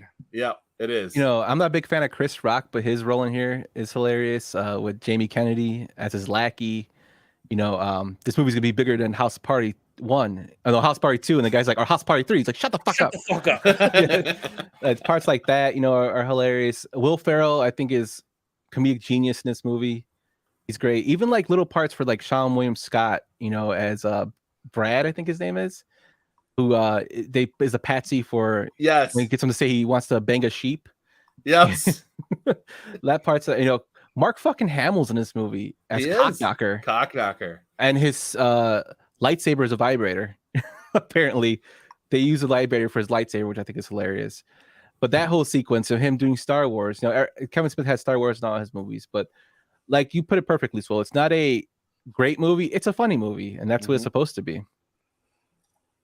But let's move on to the next one, guys. When fucking Frito wakes up from his little coma or whatever, and the little hobbits are jumping up and down on his bed, and Sam leans in the doorway and gives him that very fucking gay look. Not the rings, Randall. Say what you will about Jesus, but leave the rings out of this. I'm gonna kick your ass back to the Shire if you don't shut your fucking mouth. Clerks 2 was made in 2005, starring Brian O'Halloran, Jeff Anderson, Rosario Dawson, Jason Mewes, Trevor Furman, and Jennifer Swalbeck Smith. This movie had a budget of $5 million and made $27 million at the box office. MSS, tell me about Clerks 2. Great movie. I saw it in the theater, and I actually drove by where they filmed all the movie stuff because it was by Knott's Berry Farm, and it was an old Burger King.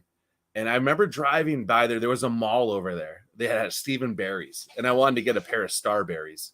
And so I drove over to the Stephen Barry's to get my Starberries. And when I was driving home, I see a big movie sign. And I'm like, why is that familiar? And like, why does this look familiar? And so then I went home and Googled it. And it was like, oh, shit. And I go, oh, that's the Clerks 2 set. And then later they build up a big walls around it so you couldn't see it. But like, it was that I remember seeing it one time and going, this is amazing. The thing I don't like about Clerks 2 is there is no way Dante is hooking up with Rosario Dawson. I mean, there's just not even an opportunity, a chance, a shot in hell that Rosario Dawson is even looking twice at a guy like Dante. Like I buy Jennifer Smith. I don't buy Rosario Dawson. Yep. The meanie asshole girlfriend, absolutely. I do not buy smoking hot. Rosario Dawson is looking even once at fucking Dante. It's just not happening. Like, she knows the stories. She knows that he was with hoes. Like, she's not going to get with him. So that was the one part I just had a really, really hard time with. But again, I thought that he took the essence of the first movie and kind of put it into the second movie, but also pushed the envelope with a lot of Randall stuff. Like the Randall trying to reclaim a certain word that I'm not going to say. I was just like, this is the funniest. It was just fucking funny. And it was so wrong, but it was funny that he's even trying to do it. And like, I liked the movie. I thought it was very entertaining. I definitely bought the DVD, and it was like, it's a great movie, a great feel. I think it's another like great example of dudes like dealing like with a midlife crisis. Like what's next in my life? Like, what am I doing with my life? Where is this going? I'm still working at movies, at 40, and the bachelor party scene was hilarious. Oh my God. Tina I didn't even remember that until you said it. But now I definitely remember it. Tina could be a boy's name too. Yeah. The funny part about that is when I was doing research for our show, they were looking for somebody to play Rosario Dawson's spot. And they want a Rachel Weisz, Bryce Dallas Howard they're looking at, because she was considered a long shot. Rosario Dawson was like, he had her in mind, but he considered her a long shot. And the thing that got her to do the movie is she wanted to see how they were going to do the donkey scene. That's what got her to sign on. The donkey scene is just like he go like we know he did that. Tina could be a boy's name too, and then he just. It's so bad, dude. That part like that. This movie is like very raunchy, and like I watched it with Jen, and she was cracking up. And it's like Clerks 1 and 2 are totally different movies. This is more like a more raunchier comedy than the first one. But this movie has some like great, like I think Elias like steals the show for me in this movie. Like his character. Oh, the whole shit Randall talks to him about Transformers, Lord of the Rings versus Star Wars argument is just perfect. The troll, the plump troll that he talks about. Yes. Jesus Christ, even the trees walk in that fucking movie.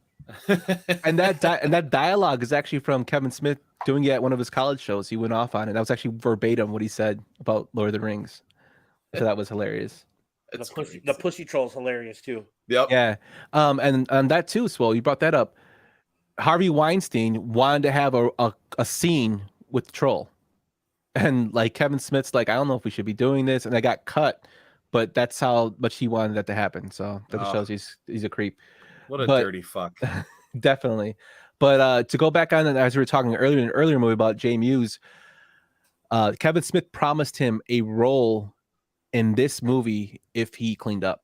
Yeah. And that's what he did. Like, this is when he's starting to clean up. And I love the fact that he's wearing a Buddy Christ shirt while he's talking about religion and like being bored is time for the devil and stuff like that. I was pleasantly surprised when I saw this movie. I didn't think it was be as good as the first one, and I like exceeded my expectations. I think it's hilarious. Absolutely. I love it. I agree. And then like when Muse listens to the song from Silence of the Lambs. Oh yeah. He's like, "Oh, would you fuck me?" While putting on the lipstick. Yeah, while putting on a lipstick. Yeah. It has so many memorable scenes in there. Like it's hilarious. It does. But yeah, if you guys haven't seen Clerks 2, definitely check it out. But let's move on to our next one. How are you not pissed off, huh? Kevin Smith is literally shitting in the mouth of the original movie. I think the movie's going to be great. Why are you sucking the reboot's dick? They're not going to put you in it, all right? They're never going to call you Diplo. Listen, potfucker. Vanderbitch. Ooh, he called him Vanderbitch. Jay and Silent Bob Reboot was made in 2019, starring Kevin Smith, Jason Mewes, and Harley Quinn Smith, the daughter of Kevin Smith. This movie had a box office of $4.7 million on a $10 million budget. Swole, tell me about the reboot.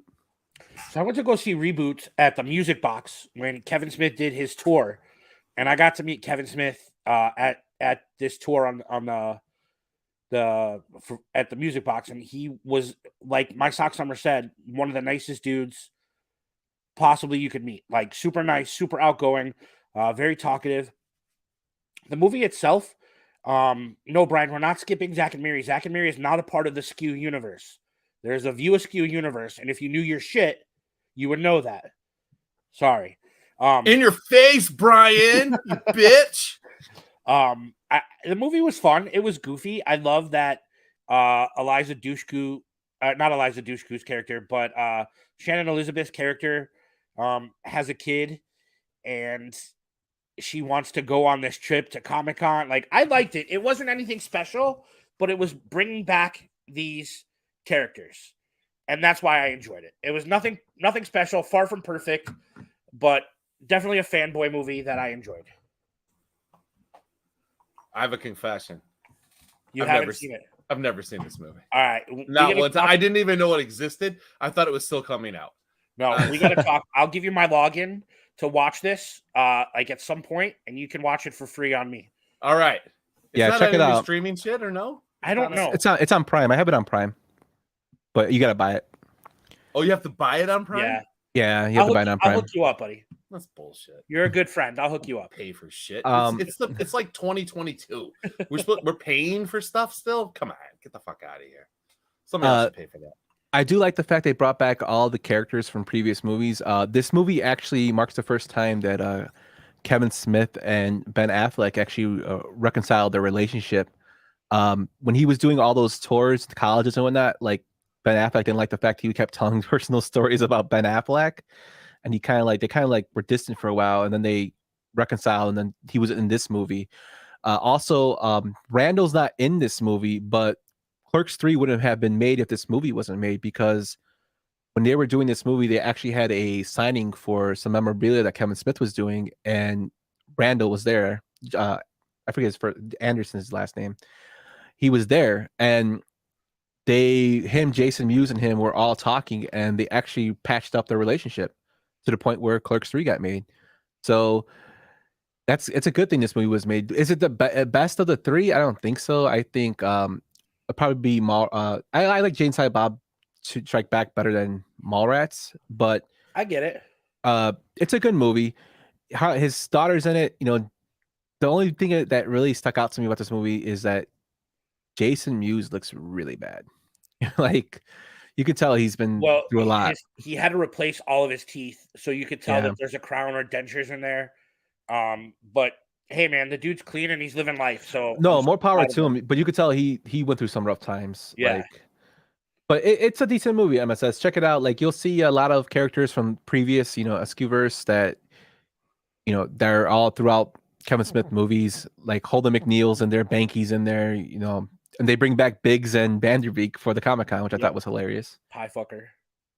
But now that we kind of go outside of the Askewverse, let's go to movies that are not in it. So we're not going to have any sound clips for these, but we're going to go through them. Starting off with Red State. So this movie was made in 2011. It's starring John Goodman, Melissa Leo, Mika Argiano, Nicholas Braun, and Matt Jones. It has a budget of $4 million and a box office of $1.8 million. I'm going to be honest with you. I couldn't get through this movie. It was really bad.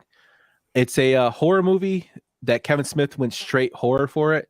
I understand what he was doing by doing it in a church, like a cult. I get it, but it was just bad for me to watch. Like, I couldn't really get into it. And I like Kevin Smith stuff. What about you, Swell? Yeah, this was his like foray into something else. It was very, very much like anti-extremism. I liked it. I think Melissa Leo's fantastic. I think John Goodman's fantastic. Definitely a creepy movie. And when the bell tolls at the end, super creepy. What about you, MSS? Never seen it. Okay. I don't think I've watched that. Like, I for some reason when I see Red State, I think Red Dawn, and I thought it was a Red Dawn remake, and then that is definitely not a Red Dawn remake. So, yeah, listen to you guys describe it, because and when did you say 2011? Yeah. Yeah, I was in California, bro. I was having fun. Man. To be honest with you, you didn't miss anything. It's okay. It's like his first attempt at horror and doing nothing straight comedy. It's a straight horror movie. It's not awful. It's just not good. Okay.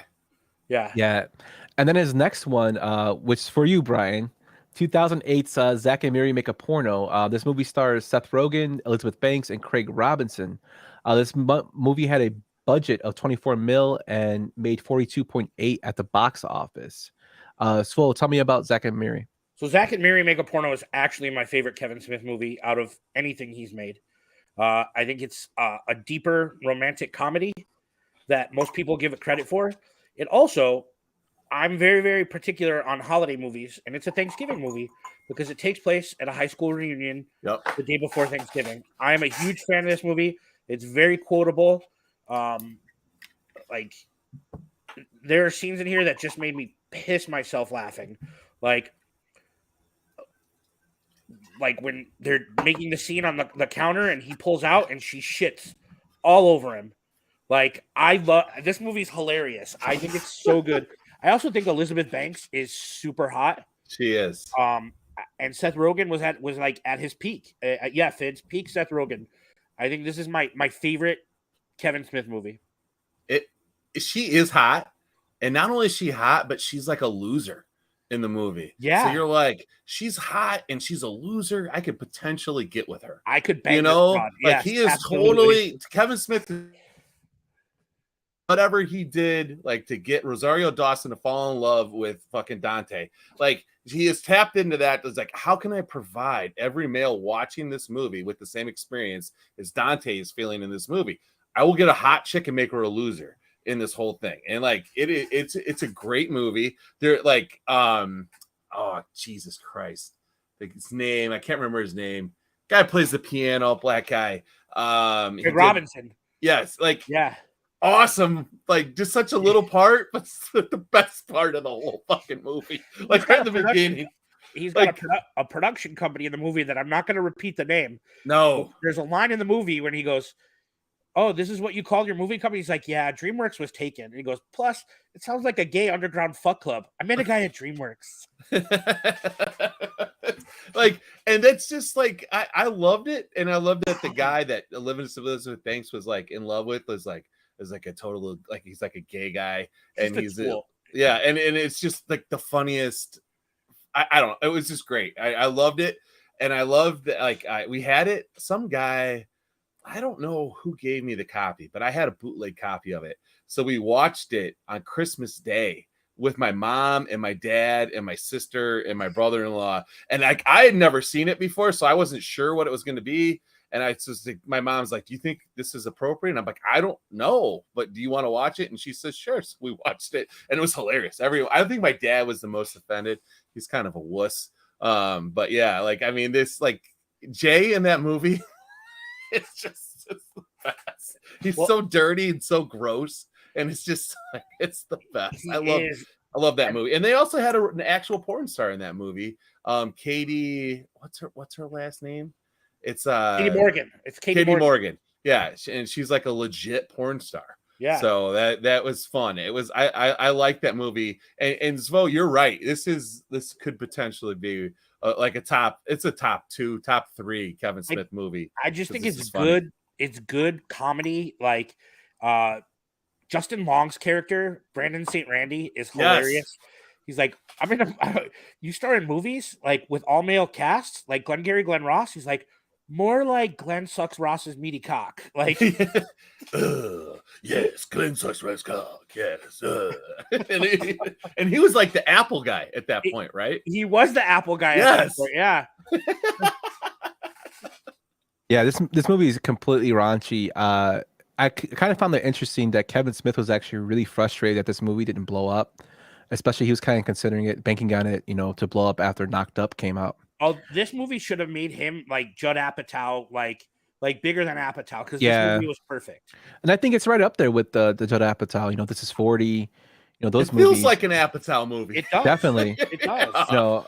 And Seth Rogen ruining fucking all Apatow movies. It's funny that you say Miri, played by Elizabeth Banks, was like smoking. Rosario Dawson was actually offered that role. She just couldn't do it because she was doing Eagle Eye. Really? Oh, she fucked up. I don't think it would have played the same though. No, Elizabeth Banks nailed this role. Yeah, this is definitely a blonde bimbo-y type, role person, but a smart person. Like a smart person playing like the whore. I guess is I don't know how to explain that, but like Rosario Dawson would not have flown. I just wouldn't have flown. I don't think that would have flown. I agree. Yeah, but let's move on to the next one, Tusk, which was made in 2014. It stars Justin Long, Michael Parks, Haley Joel Osment, Genesis Rodriguez, and Johnny Depp. This movie had a box office of $1.9 million and a budget of $3 million. The most funniest part about this movie, I actually watched it again, is that this movie came out of a concept thought up on a podcast. A podcast, yeah. And he just threw it up on Twitter and asked his fans, "Do you want to see a Tusk movie?" And people were like, "Yeah." And it went from there. Now, I was talking about my brother about this because he's a big horror guy. He wrote his thesis on horror for college and whatnot. He's not a huge fan of this movie, but watching it, it's kind of messed up psychologically and kind of like he drugs the dude, he kidnaps him, and he turns him into a whale. Yeah, but the but the fact that like but Justin Long goes through though, like at the end of the movie, spoiler, when he realizes what happens, like you can see kind of like a little bit of humanity in him. And I think Fids nails this. Like, I think this was made just so he could work with Michael Park. Yeah, probably. Well, actually, Quentin Tarantino was actually offered that role. And he's like, no, I want to see Michael Park go apeshit. Yeah. Well, and also this would have been his second movie with Michael Parks, right? Because he was in Red State. Yes. So, I kind of started to like Tusk. Sorry, Matt, but I kind of like it now. Like it grew on me, but it's a really messed up movie. Maybe I'll go back and watch Tusk. I have never seen it, so I need to watch that. It's like the story, the concept of it is basically ridiculous. It's so goofy. It's goofy, but just the scenes where he's turning into the walrus are fucked up. Like they're bad. Like, and you kind of feel bad for him. But yeah, I would recommend you guys check it out. Let me know what you guys think. But moving on to Yoga Hosers. This was made in 2016. This movie stars Lily Rose Depp, Harley Quinn Smith, Johnny Depp, and Adam Boddy. This movie made a whopping $38,000 at the box office with a budget of $5 million. I was telling you guys off the air, I couldn't get through this movie. I thought it was really bad. This movie was awful. It's not good. And he's making another one. Welcome to Moose Land or some shit. Moose Jaw, I think. Yeah, Moose Jaw. Thank you. To complete the trilogy, Tusk is the first. This is the second, and Moose Jaw will be the third. Really? Yeah. Oh. This movie's awful. It's terrible. Yeah, I could not get into it. It was just There's really bad. There's little bratwursts that come alive, and they're Nazis. Yeah, it's horrible. It's awful. They have to kill him, right? They kill him. It's It's like a zombie movie, right? Yes. Like I watched it. It was like Clerks meet like Zombie Land. Kind of. I think that's an accurate description. Yeah. Yeah, I just failed at it. I wouldn't recommend it, but if you got time to kill, check it out. Yeah, no. Absolutely terrible. But and then another film that we're going to talk about is Cop Out, which was released in 2010. This movie starred Bruce Willis, Tracy Morgan, Kevin Pollak, Sean William Scott, and Juan Carlos Hernandez. This movie had a budget of $30 million and a box office of $55 million. This movie is actually the largest grossing movie of Kevin Smith's career. And it's kind of sucks because he was a huge Bruce Willis fan. Yeah, never meet your heroes. And Bruce Willis was a complete asshole to him on set, to the point where Tracy Morgan stopped talking to him because he said Kevin Smith would give him a direction. He refused to stand, and he would ignore him, walk to catering, refuse to step on his markers. Like he was just a complete dick the whole time he was in there. Man. I mean, Bruce Willis like resembles a penis. So I have to imagine that he is a penis. You know what I mean? Like you look like what you are, I mean, I don't disagree with that. It kind of sucks because he's like the action guy, Die Hard, Last Boy Scout, those movies. Like I remember, and then Kevin Smith was in a Die Hard movie, and that's why this movie got made. Right. That's why he wanted to work with him. Yeah, and even in Last Boy Scout, he did that movie with Damon Wayans, and him and Damon Wayans didn't get along either. He said he was a complete dick. Maybe he doesn't like black people. You heard it here first on the Yumper and Svo that Bruce Willis is racist. Great. No, God. Pretty much. Well, it was a fantastic podcast, Yump. This is our last episode. Emma Smith, come on. Hey, it's me. I'll take the heat. Guess what? Randall. They always tell me I'm uncancelable on the 108 podcast, so I can say whatever I want. Bruce Willis is a racist. All right, we got it out of the way. But yeah, this movie, it was okay. I don't know what you guys think about it in terms of like the movie itself. I just thought it was like a cop movie. It's not. I think it was trying to be like a Rush Hour when it really wasn't as good. That's just. I never saw it.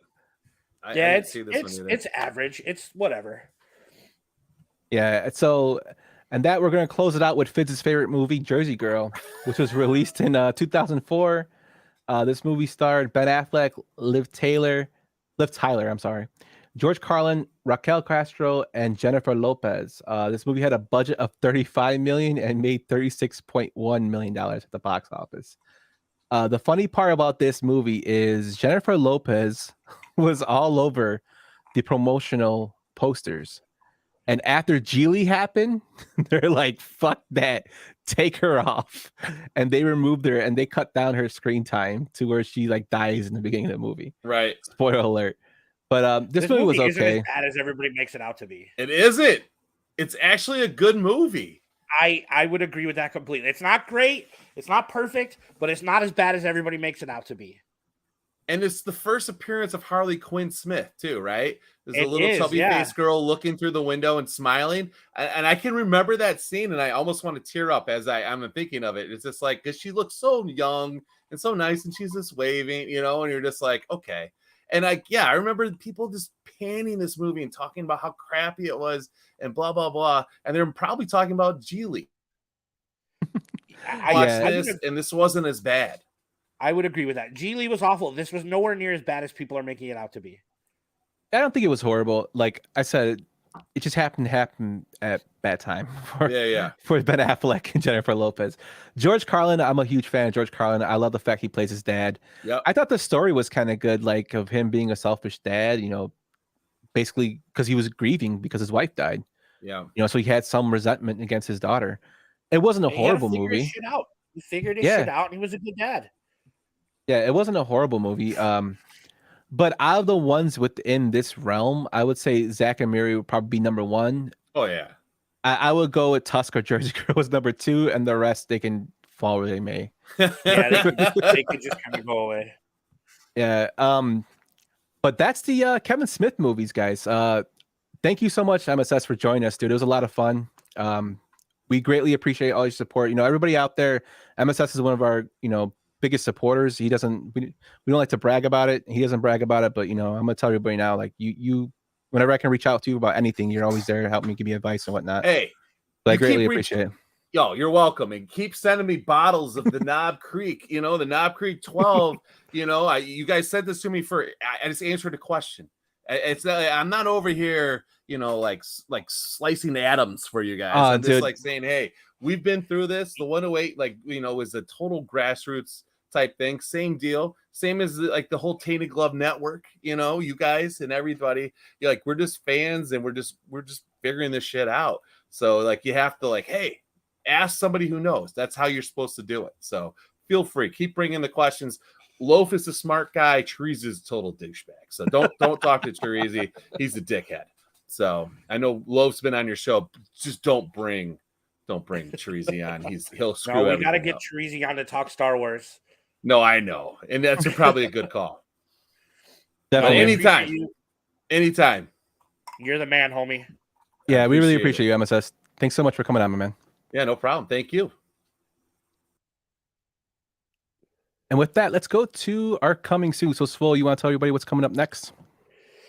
Yeah, do we even know what's coming up next, Yumper? I just responded to your text. I don't know what's coming up next. Maybe we should do a fan poll. Yes, let's do a fan poll. That sounds excellent. Since we've been accused of not doing the movies that you love, we only do the movies that we love. Let's do a fan poll and let's talk about the movies that you guys want to talk about. Yeah, so actually we'll release the poll after this stream at Yumper and Svo on Twitter, and you guys just let us know what you want. I think that's a good idea, right? Yes, sir. You want to talk about Maniac Cop Bride? I watched this movie like 2 weeks ago, dude.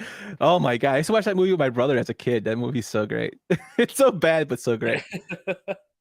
Psycho Gorman is a good movie, Fitz. We do need to get Fitz on to talk about that movie. Yes, Fitz.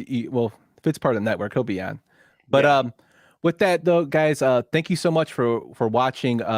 This is where I usually do my thank yous to everybody. You know, shout out to MSS, to Zo. You know, Zo's my dude. Check out their stuff at Pinwheels and Ivy for Zo. Check out the From 108 for MSS. Check out his eBay links if he has them, so you can buy some stuff off him. If you need something found at the thrift store, he's a legend. He can help you find it. Good dudes. Check out all their stuff. Go subscribe. Follow them on Twitter at MSS, My Sox Summer, and at Southside Zo. And check out their podcast at Pinwheels and Ivy and at the 108. And thank all you guys for your comments tonight. Like, reading them is hilarious. We appreciate you guys tuning in for our debut live episode. Yes, guys. And with that, we're going to close it out like we always do with Swo's final thought. Oh, look at that handsome bastard in that picture. So my final thought is super simple. I just want to say happy birthday to a man with questionable character, one of our mentors. This Yumper and Svo at the show wouldn't have been possible without Mr. Hand and Fids. And it's Pete's birthday today. So do me a favor in the comments. Tell Pete happy birthday. Tell him that you love him because we love that dude. We love all you guys. White Sox Twitter, #1 movie podcast. Yumper and Svo at the show. See you guys next week.